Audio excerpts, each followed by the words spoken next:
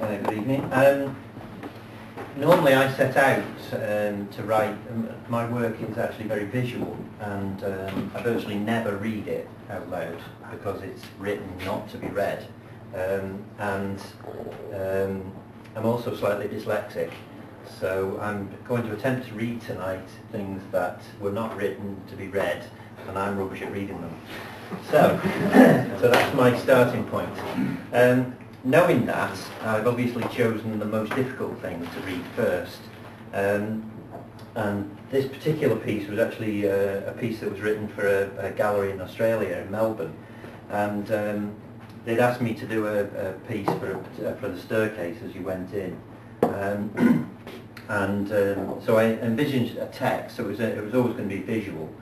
And I envisioned this text, and obviously they weren't going to pay for me to fly there for the opening. But they said, how do you want the opening to be? So I thought what would be really interesting, as the text went up the stairs, that what I actually requested them to do was have a reader at the top of the stairs and the bottom of the stairs with text, and they would set off walking towards each other up the stairs, reading the same text. And I thought that was the form before I started writing the poem.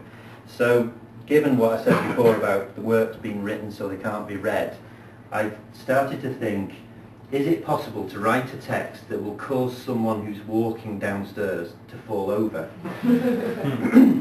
So that's the one I'm going to try and read. But I am going to cheat because I'm going to stand still. So none of these have been attempted to read before, so who knows what will happen. Okay, it's called Mirror Cannon Snips. Palatine, descending begins with both registers of the sequence are important. The undiagnosed weight, shimmering caused by the highest perceivable frequency and the inability to focus on the multitude of rising tones.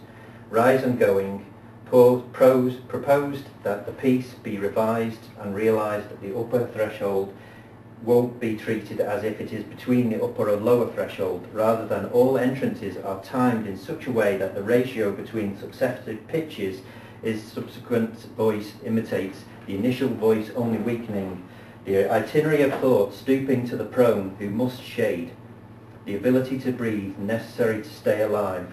If not sufficient to stay alive, there is a categorically no upper threshold, but the pause non-zero on the landing to breathe necessary to be above an illusion of ever deepening, should be used only for uncomplicated work of short breath. Amusia, the collapsing material, vertigo, oh the cut of the crashing chord, the scale of a moment of the first or last anniversary in between and leaving footfalls as breathers and amusia. Pedagogy is us only if with amusia. Spiral similarities equals the dilation rotation. The product of the dilation rotation, the upper and lower thresholds exactly one octave apart. The upper and lower thresholds is no more than one at or below the lower individual thresholds. To be below is both and meets the upper individual threshold. The lower threshold meets or exceeds the standard. Lines synonymous with their content in either order, concatenation between breathers and between breathers, worth noting unless they predict something new. No non-trivial zeros except on the line if it redirects if something is new to us, then it is new to everyone. Or, but going is commutative with coming back. Lines of pipes reflected and light, expand walking upwards, expand walking on the art of falling, arrested in the mechanics of ankles, knees, joints, directed to falling forward, but over time a hierarchy of mediations. Vertigo with auxetic liabilities, places, many places between here and there, at bottom, already landed, a viewpoint, a place of no children, no greater things. Each suggestion of a gentler mood is fiercely supposed. The truth of either of the statements requires the truth of the other. So anyway, there's 4 more verses of that.